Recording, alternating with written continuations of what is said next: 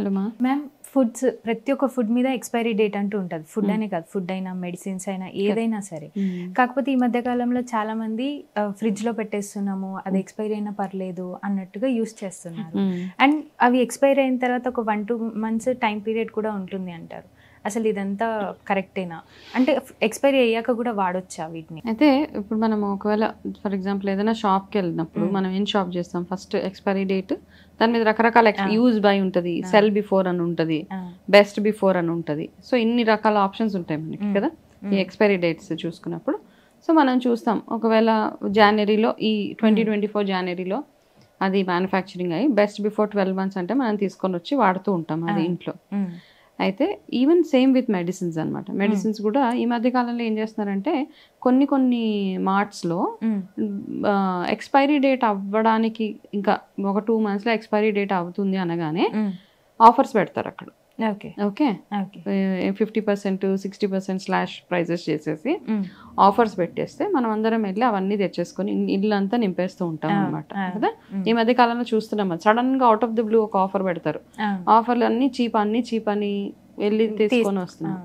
అయితే ఇవన్నీ ఎందుకు అన్ని చీప్ అని ఫస్ట్ వెళ్ళి కొనుక్కుంటున్నప్పుడు వాటి మీద ఎక్స్పైరీ డేట్స్ ఫస్ట్ చూడాలి మీరు. ఓకే మేబీ ఇంకొక 1-2 monthsలో ఆ ప్రోడక్ట్ ఎక్స్పైర్ అయిపోతూ ఉండవచ్చు కాబట్టి అది తొందరగా మనకు అమ్మేస్తున్నారు. ఇదొకటి. Second thing, use by, best before, manufacturing date ఇవన్నీ ఏవైతే ఉన్నాయో నన్ను అడిగితే యాజ్ ఎ న్యూట్రిషనిస్ట్ నాకేమనిపిస్తుంది అంటే ఏ ప్రోడక్ట్ అయినా కానీ irrespective of the expiry date ఎప్పుడైనా ఉండనివ్వండి, మ్యానుఫ్యాక్చరింగ్ డేట్కి మీరు వాడడానికి మ్యాక్సిమం 4 months వరకు అది వాడచ్చు. అది 9 నెలల వరకు ఎక్స్పైరీ డేట్ ఇచ్చినా మీకు ఆ ఫ్రెష్నెస్, అందులో ఉన్న గుడ్నెస్, అంటే అందులో ఉన్న ఏదైతే పోషక విలువలు మన బాడీకి వెళ్ళాలి అంటే మ్యాక్సిమం మన తెలివి ఉపయోగించి జస్ట్ 4 months వరకు వాడి దాన్ని డిస్కార్డ్ చేసేయడం అని నా పర్సనల్ ఒపీనియన్. అంతే. చాలా మంది వాడుతున్నాము మాకు ఎటువంటి హెల్త్ ఇష్యూస్ రావట్లేదు అంటే హెల్త్ ఇష్యూస్ రావు.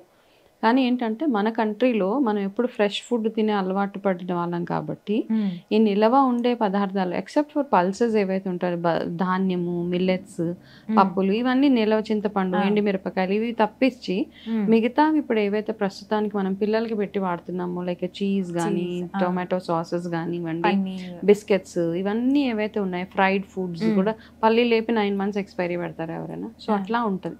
సో అవన్నిటిని మ్యాక్సిమం మన తెలివితోటి, మన ఆరోగ్యం మన చేతిలో ఉంది కాబట్టి అవన్నీ అంతగా అవాయిడ్ చేసుకుంటూ వెళ్తే అంత ఆరోగ్యంగా మనం ఉండగలుగుతాం. కాబట్టి ఏ ప్రోడక్ట్ కొనినా ఎవరైనా ఆఫర్స్ లో ఇస్తున్నారంటే ఫస్ట్ మీరు చూడాల్సింది దాని మీద ఎక్స్పైరీ డేట్ ఏమైనా ఉంది. ఇంకా కొన్ని ప్లేసెస్ లో కొన్ని స్కామ్స్ కూడా బయటపడ్డాయి.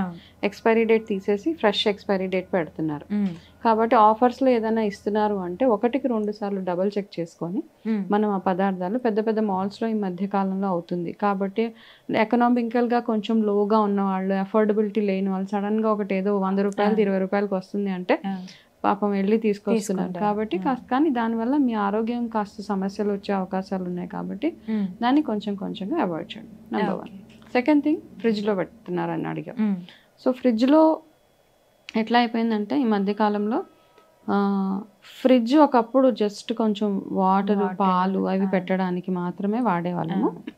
కానీ ఈ మధ్య కాలంలో ఫ్రిడ్జ్లో ఆవకాయ పచ్చడితో సహా ఇడ్లీ రవ్వలు, బొంబాయి రవ్వలు, ఆవకాయ పచ్చళ్ళు, నెయ్యి, సాస్ ప్రతి ఒక్కటి ఫ్రిడ్జ్లోనే ఉంటుంది అనమాట. ఎవరు ఫ్రిడ్జ్ క్లీన్గా ఉండదు. ఎవరింటికల్లా ఎన్ని ఫ్రిడ్జ్ ఓపెన్ చేసి తీస్తే అన్నీ మన తల మీద పడేలా ఉంటాయి అన్నమాట.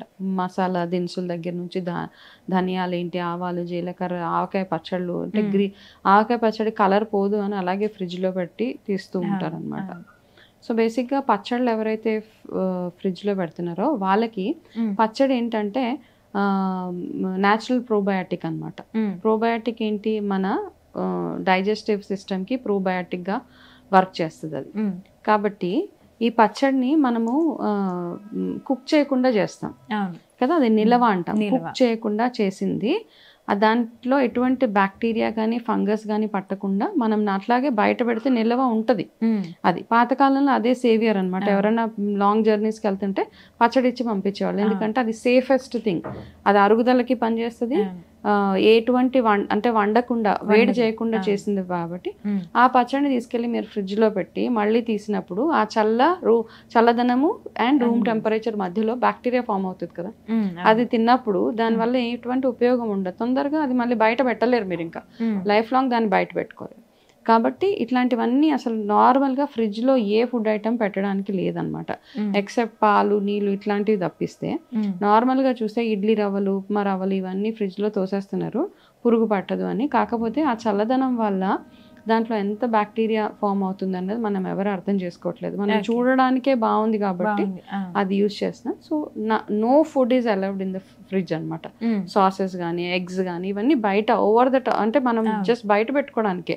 ఎందుకంటే కోడిగుడ్లు కొన్ని రోజులు పాడైపోతాయి, ఫ్రిడ్జ్ లో పెట్టి తీస్తే పాడవద్దు అనుకుంటాం కానీ but definitely that's not a good thing to eat. చాలా క్లియర్ గా ఎక్స్ప్లెయిన్ చేశారు ma'am. Thank you so much. Welcome.